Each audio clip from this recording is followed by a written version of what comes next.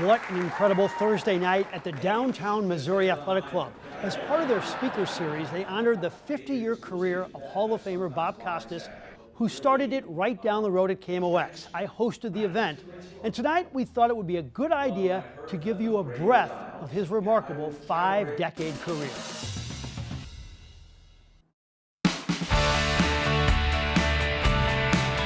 It's been 50 years since 22-year-old Bob Costas arrived in town and debuted on KMOX as the voice of the Spirits of St. Louis. 2 years later, the team was gone, but Bob Costas was just getting started. Here is Marvin Barnes from the right sideline and hitting. There isn't anyone in our business who can express himself better with the best choice of words and a great idea than Bob Costas. 96% voting for Canada's Saleh and Peltier, just 4% for Russia's Elena Berezhnaya and Anton Sikharelidze. Wow. The last vote I recall being this lopsided came when kindergartners were asked which they preferred, milk or prune juice. 90s. Thank you. 2-1 pitch is drilled to very deep right. Moreland for a look, but it is gone. Willie McGee is 3 for 4 with a single, a triple, and now a home run. In right field, Tarasco going back to the track, to the wall. And what happens here? He contends that a fan reaches up and touches it. The contention by Tarasco is that the ball is descending and the fan touches it. He's right. He's right.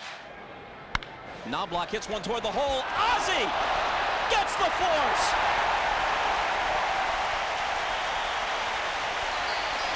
A definitive moment from the definitive shortstop of his generation and maybe in the history of the game.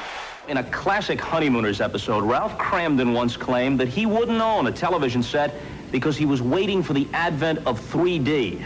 Well, Ralphie boy, wherever you are, we hope you're watching now, because here goes the first ever network broadcast in 3D. If you've got the special 3D glasses, now's the time to put them on. Just in case you can't figure it out, the dark lens goes over your right eye. And obviously, after the show is over, you'll probably want to keep wearing these for cosmetic purposes. Before we go any further, I'd just like to say publicly, this is the single proudest moment of my life. Thanks for staying up later. This is part 2, it being Tuesday, of the unprecedented Mel Brooks week here on Later. Tomorrow, the formative years, then Thursday, his blue period. But tonight... Where were you when the men walked on the moon? Which was what? June? Was it June or July of '69? Who told you this? No, I just picked that at random. I swear to God, I just picked it at random. Come on, somebody told you. I swear to God, I picked it at random. I was in high school, and it was July the 20th.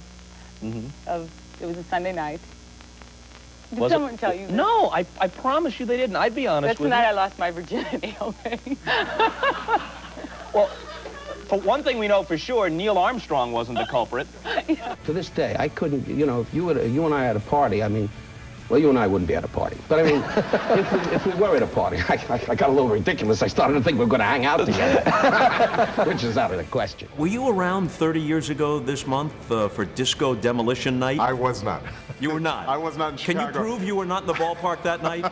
Can you prove you didn't rush the field? Is this Hannity? Or? You know, I have got to give props to Ludacris, because although he's not the only one, I think he was the first one to name check me. This is just the lyric, and I'm just quoting it. And it's Ludacris talking about himself.